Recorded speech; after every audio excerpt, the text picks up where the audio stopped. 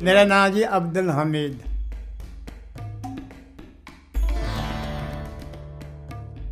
मैं ही ਵੱਡਾ ਸੀਗਾ ਚਾਚਿਆਂ ਤਾਇਆਂ ਦੇ ਵਿੱਚ।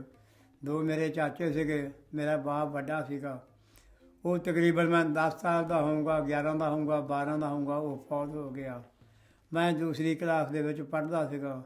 ਦੂਸਰੀ ਕਲਾਸ ਦੇ ਵਿੱਚੋਂ ਜਨਾਬ ਮੈਨੂੰ ਸ਼ੌਕ ਵੀ ਨਹੀਂ ਸੀਗਾ, ਇੱਕ ਚਾਚੇ ਨੇ ਮੈਨੂੰ ਹਟਾ ਲਿਆ। ਨਾਲ ਫਿਰ ਖੇਤੀਬਾੜੀ ਜਿਹੜੀ ਸੀਗੀ ਉਹ ਅਸੀਂ ਕਰਦੇ ਰਹੇ। ਸਾਡੇ ਕੋਲ ਮੁਰੱਬਾ ਜ਼ਮੀਨ ਦਾ ਸੀ, ਤਿੰਨਾਂ ਭਰਾਵਾਂ ਦਾ, ਜਿਹੜੇ ਮੇਰੇ ਚਾਚੇ ਤਾਏ ਸੀ, ਮੇਰਾ ਬਾਪ ਸੀਗਾ। ਜਿਸ ਵੇਲੇ ਅਸੀਂ ਤਕੜੇ ਹੋਏ, ਉਹ ਜਿਹੜੀਆਂ ਲਾਟਾਂ ਵਾਹੁੰਦੇ ਸੀਗੇ ਜਾਂ ਕਰਦੇ ਸੀ, ਉਹਦੇ ਵਿੱਚੋਂ ਸਾਨੂੰ ਦਿੰਦੇ ਕੁਛ ਨਹੀਂ ਸੀਗੇ। ਜਿਹੜੀ ਸਾਡੀ ਜ਼ਮੀਨ ਸੀਗੀ ਉਹਦੇ ਵਿੱਚੋਂ ਉਹ ਸਾਨੂੰ ਹਿੱਸਾ ਦਿੰਦੇ ਸੀਗੇ। ਫਿਰ ਜਦੋਂ ਸਾਨੂੰ ਵਾਹਵਾ ਸੁਰਤ ਹੋ ਗਈ, ਸ਼ਾਦੀशुदा ਹੋ ਗਿਆ, ਅਸੀਂ ਚਾਚਿਆਂ ਨੂੰ ਕਿਹਾ ਕਿ ਸਾਡੀ ਜਿਹੜੀ ਜ਼ਮੀਨ ਹੈਗੀ ਆ ਸਾਨੂੰ ਆਉਂਦੀ ਆ, ਇਹ ਸਾਨੂੰ ਦੇ ਦਿਓ। ਉਹ ਕੱਢਣਾ ਨਹੀਂ ਸੀ ਚਾਹੁੰਦੇ, ਕਿਉਂ ਅਸੀਂ ਕੰਮ ਮੁਕਤ ਕਰਦੇ ਸੀ ਉਹਨਾਂ ਦਾ। ਅਤੇ ਅਸੀਂ ਖੈਰ ਗੁੱਸੇ ਹੋ ਕੇ ਉਹਨਾਂ ਦੇ ਨਾਲੋਂ ਨਿਕਲ ਗਏ। ਅਤੇ ਮੈਂ ਆਪਦਾ ਮਾਮਿਆਂ ਦੇ ਨਾਲ, ਢੱਗਾ ਕੋਈ ਨਹੀਂ ਸੀ ਲਿਆ। ਮਾਮੇ ਪਿੰਡ ਵਿੱਚ ਸੀਗੇ, ਮਾਮਿਆਂ ਦੇ ਨਾਲ ਥੋੜ੍ਹਾ ਬਹੁਤਾ ਕੰਮ ਕਰਾ ਦੇਣਾ ਅਤੇ ਮਾਮਿਆਂ ਦੇ ਪਸ਼ੂ ਲੈ ਕੇ ਆਪਦੀ ਜ਼ਮੀਨ ਜਿਹੜੀ ਸੀ ਪਾ ਲੈਣੀ। ਫਿਰ ਬਾਅਦ ਦੇ ਵਿੱਚ ਮੈਂ ਜੋਗ ਬਣਾ ਲਈ। ਜੋਗ ਬਣਾਈ ਨੂੰ 2 ਸਾਲ ਸੀਗੇ ਜਾਂ 3 ਹੋਣ ਦੇ। ਮੇਰਾ ਸਾਲਾ ਇੱਥੇ ਰਹਿੰਦਾ ਸੀਗਾ ਗਲਾਸਗੋ ਦੇ ਵਿੱਚ, 12 ਮਨਤੀਸ ਰੋਡ, ਬਾਹਰੋਂ ਲੈਣ ਦੇ ਕੋਲ। ਇਹਨਾਂ ਨੇ ਕਿਤੇ ਸੁਣਿਆ ਦੇ ਦਿੱਤਾ, ਕਹਿੰਦਾ ਫਿਰ ਇੱਦਾਂ ਕਰ, ਫੋਟੋ ਲਾ ਕੇ ਲਾਹੌਰ ਆ ਜਾ। ਮੈਂ ਜਨਾਬ ਇੱਥੋਂ ਰਾਤ ਨੂੰ ਗੱਡੀ ਲਈ, ਸੁਬਾਹ ਮੈਂ ਲਾਹੌਰ ਚਲੇ ਗਿਆ। ਜਿਸ ਵੇਲੇ ਮੈਂ ਬਾਜ਼ਾਰ ਨੂੰ ਗਿਆ ਅਤੇ ਅੱਗੇ ਇੱਕ ਬੰਦਾ ਖੜਾ,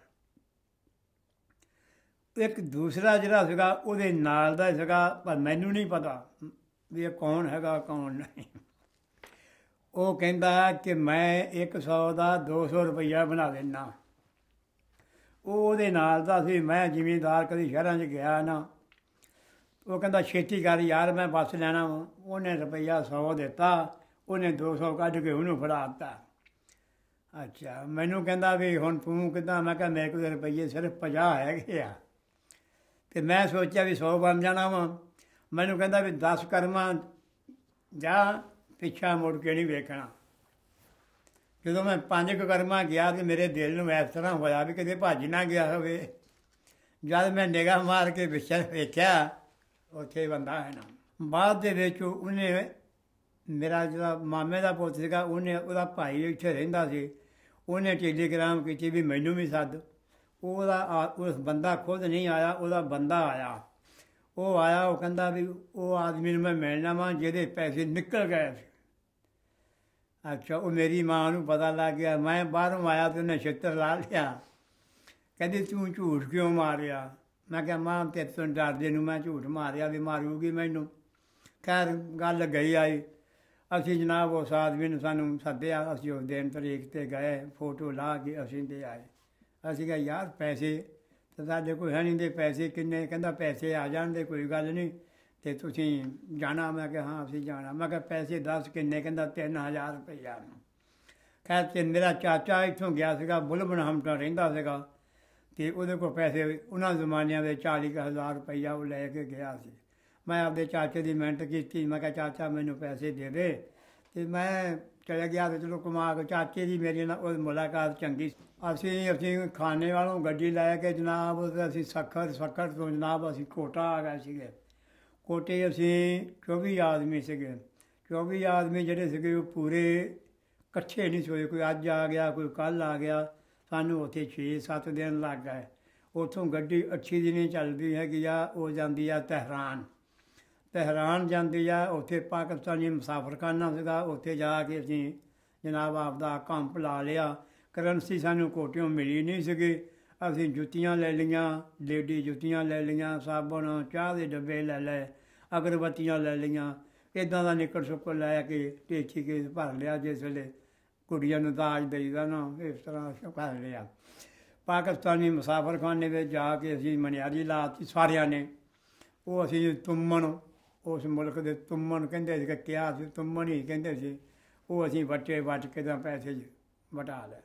ਉੱਥੇ 6-7 ਦਿਨ ਰਹੇ ਜਨਾਬ। ਉੱਥੋਂ ਬੱਸ ਲਿਆ, ਅਸੀਂ ਆ ਗਏ ਜਨਾਬ ਮਸ਼ਹਦ ਆ ਗਿਆ। ਇਰਾਨ ਦੇ ਵਿੱਚ ਹੀ ਉਹ ਵੀ ਆ। ਉੱਥੋਂ ਅਸੀਂ ਆ ਗਏ ਤਹਿਰਾਨ। ਤਹਿਰਾਨ ਦੇ ਵਿੱਚ ਅਸੀਂ ਰਹੇ 2-4 ਦਿਨ। ਉੱਥੋਂ ਬੱਸ ਲਿਆ ਅਤੇ ਅਸੀਂ ਆ ਗਏ ਹਾਂ ਤੁਰਕੀ ਦੇ ਬਾਰਡਰ ਦੇ ਉੱਤੇ। ਰਾਤ ਉੱਥੇ ਕੱਟੀ। ਉੱਥੋਂ ਜਨਾਬ ਅਸੀਂ ਸੁਬਾਹ ਚੱਲੇ ਹਾਂ ਅਤੇ ਅਸੀਂ ਐਂਕਰੇ ਹਾਜ਼ਰ ਹੋ ਗਏ। ਉੱਥੋਂ ਅਸੀਂ ਪਾਣੀ ਵਾਲਾ ਛਿਪ ਲਿਆ ਅਤੇ ਅਸੀਂ ਜਨਾਬ ਡੋਗਰ ਆ ਗਏ। ਉੱਥੋਂ ਅਸੀਂ ਗੱਡੀ ਲਈ, ਲੈ ਕੇ ਗੱਡੀ ਅਤੇ ਅਸੀਂ ਲੰਡਨ ਦੇ ਵਿੱਚ ਆ ਗਏ। ਲੰਡਨ ਆ ਗਏ। ਲੰਡਨੋਂ ਰਾਤ ਨੂੰ ਅਸੀਂ ਗੱਡੀ ਲਈ ਆ ਅਤੇ ਸੁਬਾਹ ਨਮਾਜ਼ ਵੇਲੇ ਨੂੰ ਅਸੀਂ ਜਨਾਬ ਗਲਾਸਗੋ ਦੇ ਵਿੱਚ ਆ ਗਏ। ਗਲਾਸਗੋ ਆਣ ਕੇ ਡੋਰ ਕੀਤੀ। ਇਹਨਾਂ ਨੂੰ ਅੱਗੇ ਪਤਾ ਹੀ ਸੀਗਾ। ਇਹਨਾਂ ਨੇ ਜਨਾਬ ਡੋਰ ਖੋਲ੍ਹੀ, ਸਾਨੂੰ ਚਾਹ ਪਾਣੀ ਪਿਆਇਆ। ਸਿਹਤ ਸਾਡੀ ਜਿੱਦਾਂ ਦੀ ਸੀ, ਪਾਸਪੋਰਟ 'ਤੇ ਵੇਖੀ ਇੱਦਾਂ ਸੀ। ਅਤੇ ਮਸਾਲਾ ਗੱਲਾਂ ਬਾਤਾਂ ਪੁੱਛੀਆਂ, ਦੱਸੀਆਂ। 8-9 ਦਾ ਟਾਈਮ ਹੋਇਆ। ਖੈਰ ਅਸੀਂ 13 ਵੀਕਾਂ ਕੰਮ ਕੀਤਾ, ਪਰ ਬਹੁਤ ਔਖਿਆਂ ਕੀਤਾ। ਕਦੀ ਕੀਤਾ ਨਹੀਂ ਸੀ ਇਹੋ ਜਿਹਾ ਕੰਮ ਗਾਰੇ ਗੂਰੇ ਦਾ। ਠੰਡ ਬੜੀ ਹੋਇਆ ਘਰੇ। ਜਿਸ ਵੇਲੇ ਘਰੋਂ ਚੱਲੇ ਹਾਂ ਅਤੇ ਮਾਂ ਕਹਿੰਦੀ ਪੁੱਤ ਤੈਨੂੰ ਤੱਤੀ ਵਾਹ ਨਾ ਲੱਗੇ। ਅਸੀਂ ਕਿਹਾ ਕਰੀਏ ਪੁੱਤ ਤਾਂ ਠੰਡੀ ਨਹੀਂ ਮਰਦੇ ਪਏ। ਹਾਂਜੀ, ਤੀਸਰੇ ਦਿਨ ਜਨਾਬ ਅਸੀਂ ਕੰਮ 'ਤੇ ਚਲੇ ਗਏ। ਟੋਨ ਲਾਨਕ ਗੌਰਮੈਂਟ ਦੀ ਗੱਡੀ ਹੁੰਦੀ ਸੀਗੀ, ਪਬਲਿਕ ਬਾਸ ਬਣਦੇ ਸੀਗੇ, ਲੈ ਕੇ ਜਾਂਦੇ ਸੀ। ਬੱਸ ਲੈ ਕੇ ਅਸੀਂ ਆਉਂਦੇ ਸੀ। ਇੱਥੇ ਸਾਨੂੰ ਪੇਪਰ ਦਾ ਧਾਗਾ ਬਣਦਾ ਸੀਗਾ, ਸਪਿਨਰ ਹੁੰਦੀ ਸੀਗੀ। ਦਿਨ ਦੀ ਸ਼ਿਫਟ ਸੀ, ਕਿਸੇ ਦੀ ਰਾਤ ਦੀ ਸ਼ਿਫਟ ਸੀ।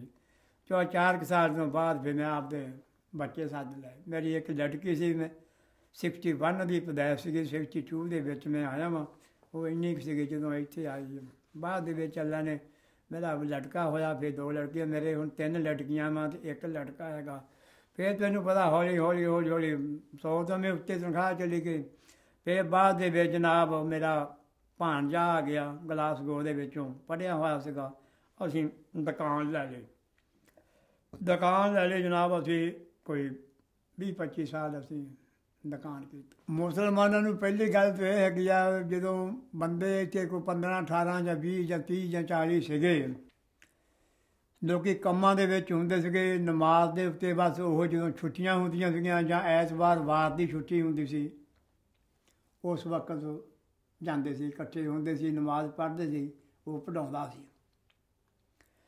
ਅੱਛਾ, ਬਾਕੀ ਛੁੱਟੀ ਜਦੋਂ ਨਹੀਂ ਸੀ ਹੁੰਦੀਆਂ, ਕੰਮਾਂ ਦੇ ਉੱਤੇ ਹੁੰਦੇ ਸੀਗੇ। ਕੋਈ ਵਿਹਲਾ ਹੋਊਗਾ, ਜਿਹਦੀ ਛੁੱਟੀ ਹੋਊਗੀ ਉਹ ਜਾਂਦਾ ਹੋਊਗਾ। ਬਾਕੀ ਐਡਾ ਕੁ ਕਮਰਾ ਸੀਗਾ ਛੋਟਾ, ਜਦਨਪੁਰਾ ਵੱਡਾ ਲਾ ਲਓ। ਫਿਰ ਹੌਲੀ ਦੁਨੀਆ ਇੱਥੇ ਵਾਹਵਾ ਹੋ ਗਈ। ਫਿਰ ਪੜ੍ਹੇ ਲਿਖੇ ਵਿੱਚ ਪੜ੍ਹੂ ਕਾਫੀ ਹੋ ਗਏ। ਫਿਰ ਪੜ੍ਹੂ ਨਮਾਜ਼ ਰੋਜ਼ਾ ਜਿਹੜਾ ਸੀਗਾ ਉਹ ਕਰਾ ਦਿੰਦੇ ਸੀ।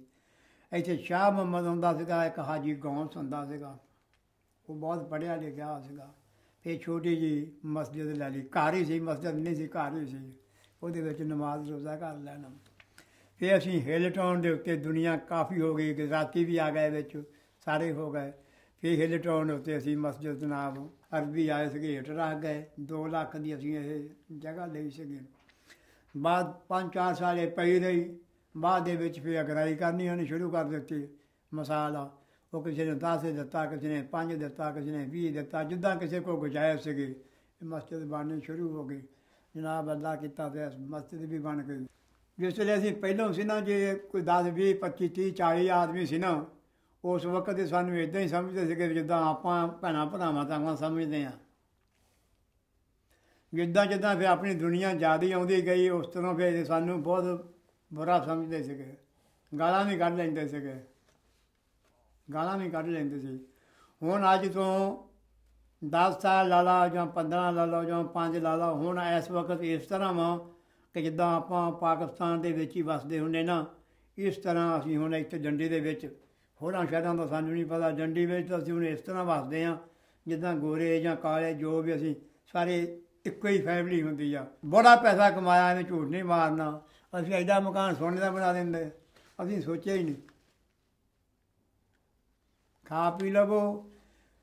ਮੈਂ ਹੁਣ ਸਾਲ ਪਿੱਛੋਂ 9 ਮਹੀਨੇ ਮੈਂ ਇੱਥੇ ਰਹਿੰਦਾ, 3 ਮਹੀਨੇ ਮੈਂ ਪਾਕਿਸਤਾਨ ਜਾਂਦਾ। ਮੈਂ ਕਿਸੇ ਕੋਲੋਂ ਅਗਰਾਈ ਕਰਕੇ ਨਹੀਂ ਲਿਜਾਂਦਾ।